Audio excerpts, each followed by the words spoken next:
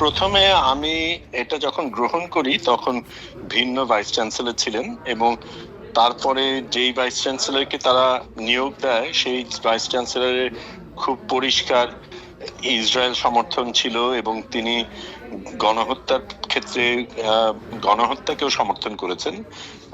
কাজেই তার ক্ষেত্রে আমার একটা আপত্তি তো ছিলই, কিন্তু ছাত্রছাত্রীরা যখন প্রতিবাদ করে, ছাত্রছাত্রীদের প্রতিবাদের উপর নিপীড়ক আচরণ করা এবং তাদেরকে হেনস্থা করাটা আমার জন্য বিশেষ করে আপত্তিজনক ছিল। আমি যখন এটা গ্রহণ করি তখন যিনি চ্যান্সেলর ছিলেন তার একেবারে ভিন্ন একটা মত ছিল।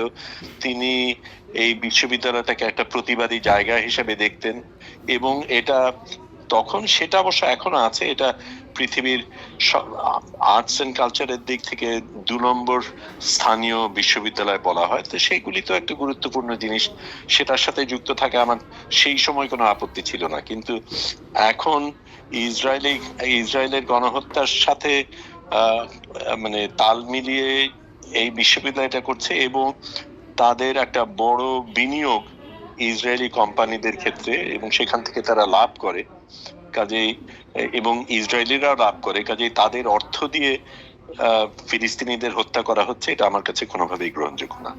সুশীল সমাজ শব্দটারই তো একটা অর্থ আছে, তাদের সুশীল আচরণ করার কথা, সেখানে ন্যায়ের পক্ষে থাকার কথা, নিপীড়কদের প্রতিবাদ করার কথা, সাধারণ মানুষের পাশে দাঁড়ানোর কথা।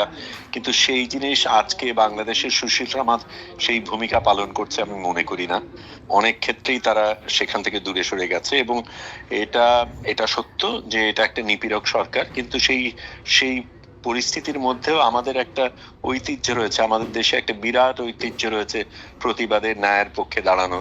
সেই জিনিসটা আজকে সুশীল সমাজ, যেটাকে আপনি সুশীল সমাজ বলছেন, তারা করছে না, এবং প্রকাশ্যে তারা সুবিধাবাদী হচ্ছে, এটা আমার জন্য চিন্তার বিষয়। আমি এই প্রতিবাদ বহু বছর ধরেই করে যাচ্ছি, এখনো করছি। এটার কারণে আমার উপরও যা সরকার যেভাবে অত্যাচার করতে পারে, নিপীড়ন করতে পারে, করে চালিয়ে যাচ্ছে। আমাকে অপহরণ করা হয়েছিল, অত্যাচার করা হয়েছিল প্রায় 6 বছর আগে।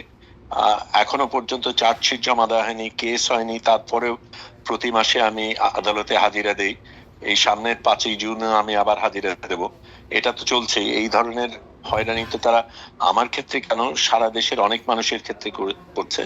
আমার উপর যা হয়রানি হয়েছে তার চাইতে অনেক বেশি হয়রানি হয় সাধারণ মানুষের উপরে। তাদের, আপনি যেমন বললেন, তারা গুম হয়, খুন হয়, এবং ঘর ভাড়ে হারা হয়ে যায়।